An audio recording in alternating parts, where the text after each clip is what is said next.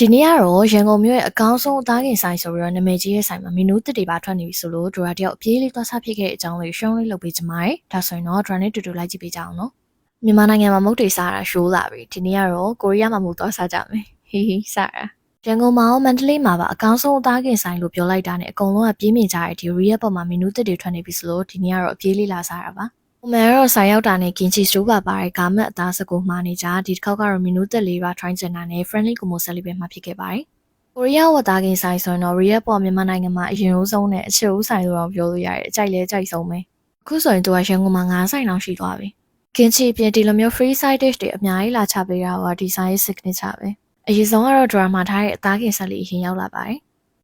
ဒရာကတော့ပေါ့ဘယ်လီသားလေးနဲ့ပေါ့ရှိုရာသားလေးရွေးထားပါတယ်ဒီမြေရဲ့ဝတ်သားကင်ဆိုတဲ့အတိုင်းပဲအသားရအောင်ကြည့်ကြရလက်လက်ဆက်ဆက်နဲ့ quality ကောင်းမဲ့အရင်သိတာတယ်ပုံမှာ shake နဲ့ကင်နေရကြည့်ပြီးတော့လူကအနှမ်းနေနေဘိုက်တော်တော်စားနေပြီဒီမှာကြည့်ပုံစံလေးကမသိရင်ကိုရီးယားနန်းတွင်ကားရစပိုးဆောင်ကထွက်လာတယ်လို့ပဲနေ့မှမီနူးထဲမှာ spicy noodle လေးအရင်စားချင်တာနဲ့ဒါလေးကိုမှားကြည့်လိုက်တာဒီ spicy noodle တုတ်ကလေးပုံမှန် ready made ထုတ်တဲ့အရသာမျိုးမဟုတ်ဘူးခောက်ဆွဲသားကအရသာရှိနေရမျိုးကိုရီးယားငရုတ်ဒီ sauce နဲ့တုတ်တာဆိုပေမဲ့သူ့ရဲ့အရသာအရင်မဆက်ဘူးပြလေးဝတ်သားကင်နဲ့စားရင်အရင်လိုက်တယ်ဆွဲကြိုက်တဲ့သူတွေဆိုရင်တော့ဒီ spicy noodle တုတ်လေးကိုတော်တော်လေးကြိုက်ကြမှာထိုးအောင်လက်ကမချနိုင်ဘူးအခုမှရောက်လာလေကတော့အသစ်ထွက်ထားတဲ့ကျန်းပုံဆုပ်လေးပါ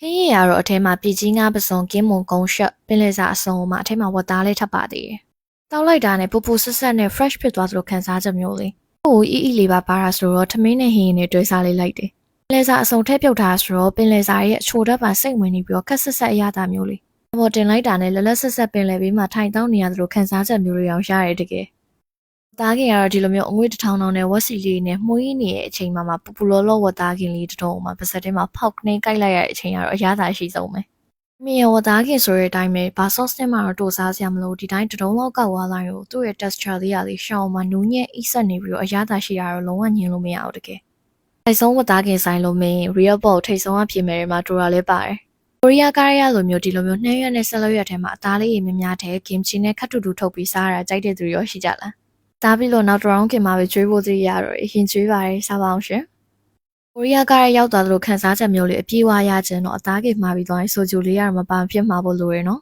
။ strawberry အရသာယူထားဆိုတော့ strawberry နဲ့မှုမွေးလေးနဲ့ဆိုဂျူကတော့တောက်လိုက်တာနဲ့ရှိမ့်တိတ်တိတ်နဲ့နှွေးကနေဖြစ်သွားသလိုခန်းစားချက်မျိုးလေး။ဒါလေးလည်းအသွတ်ထွက်ထားတဲ့ Korean style pork cutlet menu လေး။ဘောကဂျပန်ဆိုင်နေရလို curry မျိုးမဟုတ်ဘူးနော်။သူ့ရဲ့ sauce ကနွားနို့နဲ့ထောပတ်ကိုအဓိကသုံးတာဆိုတော့စားရတာချွတ်ချွတ်မွေးလေး။အသားအောင်မှာလိုင်းသားကိုသုံးတာဆိုတော့စားရတာနုနုညံ့ညံ့လေးနဲ့တော်တော်လေးအရသာရှိရဲ့ကလေးဆိုအရင်ကြိုက်ကြမှာ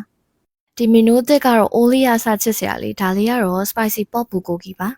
သူကတော့ရှိုရာသားလေးကိုမှပပလေးလွှာထားတဲ့အသားလေးဆိုတော့ပုံမှန်ထက်ပိုပြီးတော့ soft ဖြစ်တယ်ဆက်ခပ်ပပလေးပါရမလို့ဆိုဂျူတို့ဘီယာတို့နဲ့ဆိုအရင်လိုက်တယ်ဒီ spicy bulgogi ကိုတော့တို့ကတော့10မှတ်မှာဆိုရင်တော့10မှတ်ပြည့်ပြီး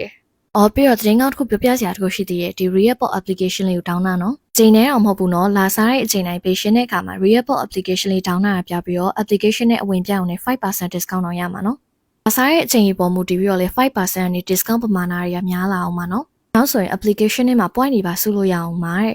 application နဲ့မှာ menu နဲ့ discount update တွေပြင် Real Pop ရန်ကုန်မန္တလေးဆိုင်6ဆိုင်လို့ရဲ့လိပ်စာနဲ့ဖုန်းနံပါတ်တွေပါကြည့်လို့ရပါတယ်တို့က Real Pop fan ရှိရဆိုလဲအောက်မှာပြောခဲ့ကြအောင်နော်ဒါဆိုရင်တော့တို့ရဲ့ဒီနေ့ vlog လေးကနောက်ဆက်ခဲ့လိုက်ပါတယ်နောက် vlog မှာပြန်တွေ့ကြမယ်နော်တတာ